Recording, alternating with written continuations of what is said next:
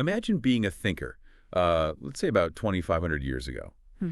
and you were looking around at just the absolute chaos of the world. Oh, yeah. You know, you see the seasons changing violently. Yeah. You've got empires rising and crumbling, people being born, people dying from plague. Right. And you look at all this constant dizzying change, and you conclude that absolutely everything you see, touch, and feel is just a massive illusion. It's just a total hallucination. Like, you convince yourself that the real universe isn't messy at all. Instead, it is this giant, frozen, completely unmoving sphere. Which is just, I mean, it's wild to think about. But I have this massive stack of sources in front of me today for our deep dive. We're looking at translations of ancient Greek poetry, some historical commentaries on the pre-Socratic world, and some incredibly rich theological notes. Yeah, it's a lot of material. It is. And we are diving into an ancient, genuinely mind-bending poem by a Greek philosopher named Parmenides. And I know the immediate thought for a lot of people listening is going to be, well, why are we spending our time looking at ancient Greek philosophy? Right. Like, aren't we supposed to be talking about the Bible? Exactly.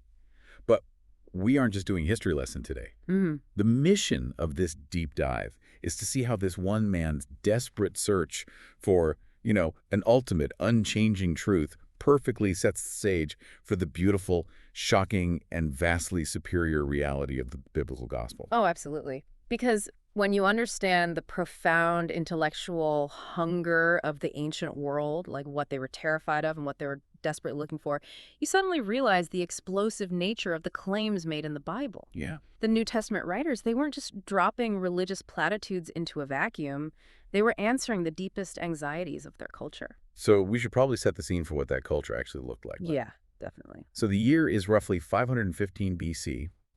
We are in a Greek colony called Elea, which is located in southern Italy. And it's just a time of massive intellectual upheaval. Right. And into this world steps Parmenides, and he writes this piece simply called On Nature.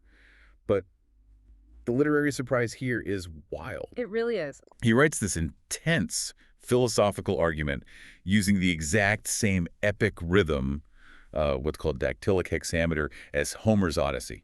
Right, which is just bizarre. You'd be like someone today trying to write a rigorous geometry textbook, but using the epic, dramatic style of The Lord of the Rings. Yeah, imagine opening the two towers and expecting Aragorn swinging a sword, but instead you get a deductive proof on the Pythagorean theorem. Right. It is completely jarring to the modern ear, but Parmenides did this intentionally. In the introduction to the proem, he describes this vivid allegorical journey. He claims he is taken on a chariot, guided by the daughters of the sun, traveling away from the darkness of human ignorance up into blazing light. Oh, wow. Yeah. And there, he meets a nameless divine goddess who promises to reveal the ultimate truth to him. So he's really setting a very specific stage. I mean, he isn't walking to the town square saying, hey, guys, I had some thoughts on a walk today. Let's debate them over lunch. No, not at all. He is asserting absolute unassailable authority.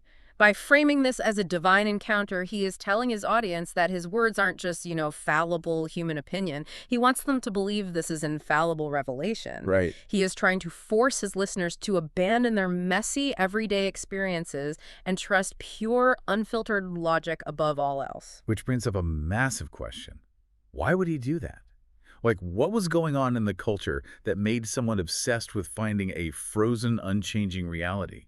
Why would a static sphere sound comforting to anybody? Well, you have to look at the intellectual climate of his day, which was incredibly anxious. Earlier thinkers, most notably a guy named Heraclitus, taught that the universe was in a state of universal flux. Okay. Heraclitus famously argued that you can never step into the same river twice because the water is always moving and, frankly, you are always changing, too. Oh, right. So it's a worldview of pure chaos. Nothing is stable. If you build a house, it decays. If you love someone, they die. Exactly. And the implications are terrifying if you really sit with them. If everything is constantly changing, dying, and becoming something else, how can you ever know anything for sure? Yeah, what can you possibly trust? Exactly. Parmenides and his followers in Elea, they were looking at this universal flux and feeling genuine dread. They wanted unity. They desperately wanted unchangeability. They needed an anchor in a chaotic world. And, that craving for an eternal anchor is a deeply human desire. We feel that exact same dread today. Oh, 100%. When the news cycle is just spinning out of control or, our personal lives are turned upside down by a sudden illness or a job loss, we want to know that something out there is solid and unchanging. Our minds naturally seek out an ultimate truth that never shifts. Yeah, the diagnosis Parmenides made about the human condition was incredibly accurate. We need a foundation. The tragedy is that the worldview he built to find that stability ended up being this cold, dead prison, completely at odds with the living God of the Bible. Right, so let's get into the mechanics of how he built that prison. Because in his poem, he lays out two different paths for understanding the universe. Right, he calls them the way of opinion, which in the original language is doxa, and the way of truth. And the way of opinion is basically everything our human senses tell us, right? We see a tree grow from a sapling, we watch the sun move across the sky, we see people age. Yeah. And Parmenides looks at all that and says, do not trust it. He claims the physical world is a deceitful illusion played on mortals. His argument relies on stripping away the senses entirely. He believed that if you trust your eyes or your ears, they will tell you that things change. But according to his pure logic, change is literally impossible. Wait, I need to stop you there. How does someone convince themselves, and an entire school of followers, that the literal ground they are standing on is an illusion? If I'm holding a cup of water, how does logic tell me the cup isn't real? Well, it requires some intense mental gymnastics, but the logic was incredibly persuasive to the ancient mind. He starts with the premise that ultimate reality is simply being. The Greek term is to aeon. And he deduced that this being has to be ungenerated, meaning it was never created, and it must be indestructible. Because something can't come from nothing. Exactly. That is the core pillar of his thought. Nothing cannot produce something. Therefore, creation out of nothing is logically impossible. Wow. If being exists, it must have always existed in the exact same state. Furthermore, if being changed, it would have to become something it currently is not. But moving from what is to what is not implies a state of non-being, which he already established is impossible. Oh, I see. So there is no empty space. There is no movement. It's just a solid block of existence. Yeah, he used a famous spatial metaphor to describe it. He said, ultimate reality is like a well-rounded ball or sphere. This sphere is held in chains by the forces of justice and necessity. It cannot grow, it cannot shrink, it cannot move. It is completely static. That is a terrifying picture of reality. It really is. The ultimate anchor of the universe is a locked-down, immobile ball in the sky, held in chains. It is entirely impersonal. It doesn't know you, it doesn't love you, it just is. Exactly. Let's bring in the authority of Scripture and do a reality check on this.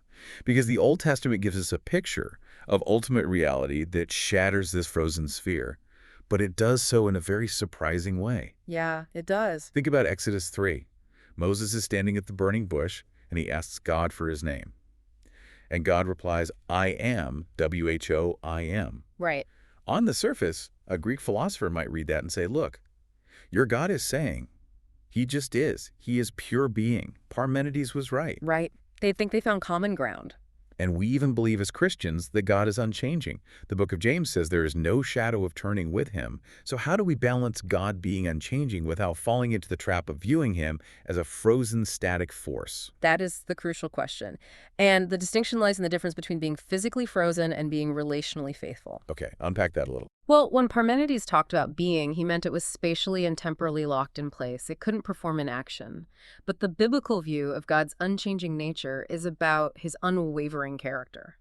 Yahweh is completely self-existent. He relies on absolutely nothing else for his survival, which satisfies that ancient philosophical desire for an uncaused cause. Right. But unlike a cold, dead sphere, the God of the Bible is deeply personal, dynamic, and intensely active. Yeah. So his character never fluctuates, his promises never fail, but he is constantly in motion in how he interacts with human history. Exactly. And this introduces the most critical missing element in ancient Greek philosophy.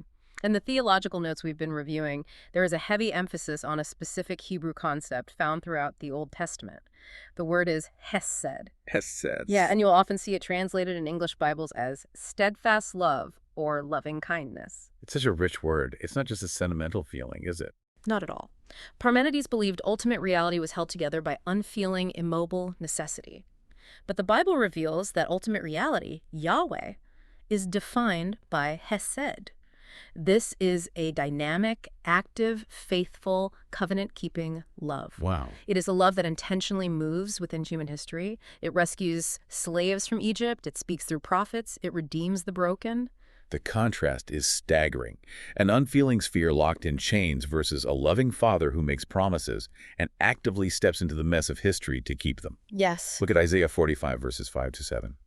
Yahweh is speaking, and he says, I am the Lord, and there is no other. I form light and create darkness. I make well-being and create calamity. I am the Lord who does all these things. Yeah, that's such a powerful passage. It is, because Parmenides relegated light and darkness to mortal deception. He thought the physical world was a trick of the senses. But Isaiah shows us a sovereign God who is actively ruling over a real physical creation. The light is real. The darkness is real. Human history is profoundly real. And the reality of the physical world is foundational to the entire biblical worldview. I mean, Parmenides argued that creation out of nothing was impossible because human logic couldn't comprehend it. Right. But Genesis 1 simply declares that God spoke, and out of nothing, a very real, very tangible universe came into existence. God didn't create an illusion. He created a physical masterpiece, and he called it good. Which is so important for us to grasp. To the ancient Greek mind, a perfect God, a perfect being, could never intersect with the messy physical world of time and space. No, to do so would mean changing, and change was a sign of weakness. It meant you were lacking something. Right, but the New Testament completely upends this assumption. We have to look at the most scandalous, beautiful claim of the Christian faith, which is the Incarnation. Oh, man. Yeah. To a thinker trained in the school of Parmenides, the very idea of ultimate being becoming a human is deeply offensive. It breaks all the rules of their logic. Because being cannot experience becoming. Exactly. It certainly cannot grow, it cannot bleed, and it absolutely cannot suffer. So put yourself in the shoes of a Greek philosopher in the 1st century. You unroll the scroll of the Gospel of John, and you start reading the very first verse. In the beginning was a Word, and the Word was with God, and the Word was God. How is a Greek thinker processing those opening words? Honestly, they are probably thrilled. The original everyday Greek that John wrote in uses a specific verb form in that first verse to emphasize the eternal, ongoing pre-existence of the Word, the Logos. Okay. It tells the reader that the Word has just always been. The Greek philosopher is reading this and thinking, finally, someone understands eternal, unchanging truth. It perfectly satisfies that deep, universal human desire for permanent reality. But then they keep reading down the scroll, and they hit verse 14. Yet John drops a theological bomb that shatters their entire framework. And the Word became flesh and dwelt among us. The cultural earthquake of that single sentence is hard for us to grasp today, because, we've heard it 1,000 times in Christmas pageants. Right, it's just normal to us. But for them, it was an offense to human reason. Oh, a total offense. The grammar John uses in verse 14 is radically different from verse 1. He shifts to a verb form that denotes a complete, definitive, historical event. He is declaring that eternal reality actually physically entered space and time. Wow. Ultimate truth didn't remain a frozen sphere in the heavens. It took on skin, bone, lungs, and vocal cords. Jesus is the ultimate reality. And he is anything but static. He walked dusty roads, he wept in public at the grave of his friend Lazarus, he touched lepers, and he bled to death on a Roman cross. Yeah. And this directly answers the despair of Parmenides. I mean, he thought the diverse physical world was just a fragmented delusion. He thought our bodies were a trap. How does the New Testament elevate the physical world in response to that kind of despair? Well, we find a brilliant answer in Colossians 1, verses 16 and 17. The Apostle Paul writes that all things were created through Christ and for him. And he goes on to say, he is before all things, and in him all things hold together. I love that passage. It's incredible. And Paul uses language that emphasizes this isn't just something Jesus did once in the distant past. It is his supreme, ongoing action right this very second. So he is actively, constantly sustaining the cosmos. If he stopped holding it together for a fraction of a second, we would cease to exist. Yes. The diversity of creation, the trees outside your window, the stars in the night sky, your own physical body, it is not a false delusion. It is unified and held together moment by moment by the active power of the Son of God. It's fascinating to me how the early church navigated this cultural collision, because they did it so masterfully. They really did. Leaders like Justin Martyr and Augustine, they lived in a Greco-Roman world that was steeped in the ideas of Parmenides and Plato. But they didn't just plug their ears and throw all the philosophy in the trash. No, they engaged the culture with incredible wisdom. They used those existing Greek categories to communicate the gospel. They affirmed what Parmenides got right, that God is eternal, God is self-existent. He does not depend on anything else for his survival. They found the common ground, acknowledging that human craving for stability. Exactly. They established that common ground, but then they vehemently rejected the static isolation of the Greek gods. Right. They pointed instead to the dynamic outreach of the Logos. They demonstrated that God's true immutability, his unchanging nature, isn't about being frozen in place like a statue. No. It is about his unchanging hesed. His faithful providence and love act dynamically within human history. Augustine in particular wrote extensively to show that God does not have to change his divine nature in order to interact with a changing world. They took the best, most desperate questions of their culture and showed how Jesus is the only satisfying answer. Yeah. But let's bring this down to ground level. Yeah. Because we aren't early church fathers arguing with philosophers in a Roman town square. Mm-hmm. We are ordinary believers just trying to follow Jesus today. Right. How do these ancient truths impact how we live out our faith, on a Tuesday morning? I think the most immediate application is a massive reaffirmation of the goodness of God's physical creation. Think about it. If Parmenides was right, your physical body, your daily work, your tears, your joys, the meals you cook for your family, the laundry you fold, all of it is just a meaningless illusion. Right. It's seen as a distraction from the true spiritual reality. And we still see this creeping into the church today, don't we? Oh, all the time. This underlying modern Gnosticism that treats the physical world as bad or unimportant, acting like only our souls matter. And it is a toxic lie, because the Bible is true, physical creation is real, it is deeply meaningful, and it is inherently good. God made it, and God himself called it good. He didn't just call it good from a distance either. He came down and put on a physical body himself. You do not take on human flesh if flesh is inherently evil or just an embarrassing illusion. Exactly. Consider where the biblical narrative ultimately ends. The climax of human history is not us escaping our physical bodies to float around as disembodied spirits in some ethereal realm of pure logic. Thank goodness. Right. God's plan culminates in a physical resurrection. He promises a new heaven and a new physical earth. He is going to redeem and restore the material world, not abandon it. Yeah. That permanently destroys the idea that we should try to escape into the spiritual. What you do with your body today, how you treat other physical human beings, and how you care for this earth matters profoundly to God. That is incredibly freeing. It gives immense dignity to our everyday, ordinary physical lives. Sweeping the floor, changing a diaper is not a distraction from spiritual reality. It is happening within a physical world sustained by Christ. Yes. And this also deepens our worship and the way we read our Bibles. When you sit down with your coffee tomorrow morning and read, "The Word became flesh," you aren't just reading a dry theological statement. You can appreciate the revolution it caused. God broke through the chains of necessity. And it brings us right back to that beautiful reality of Hesed. Yes, it does. When we go through chaotic, ever-changing seasons in life, when a loved one gets a terrifying medical diagnosis or marriage struggles or the world just feels totally upside down, we crave an anchor. We do. But our comfort does not come from an unfeeling, frozen sphere of logic in the sky. A frozen sphere cannot comfort a weeping mother. Our comfort comes from a triune God who actually bleeds. Oh, wow. A God who is so committed to his covenant love, his hesed, that he willingly entered our painful human history to redeem us from the inside out.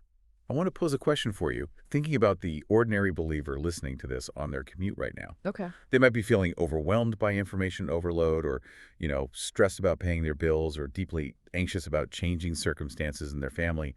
How does understanding the difference between this ancient impersonal force and our personal creator actually change their prayer life today? Well, I think it changes the very definition of what prayer is.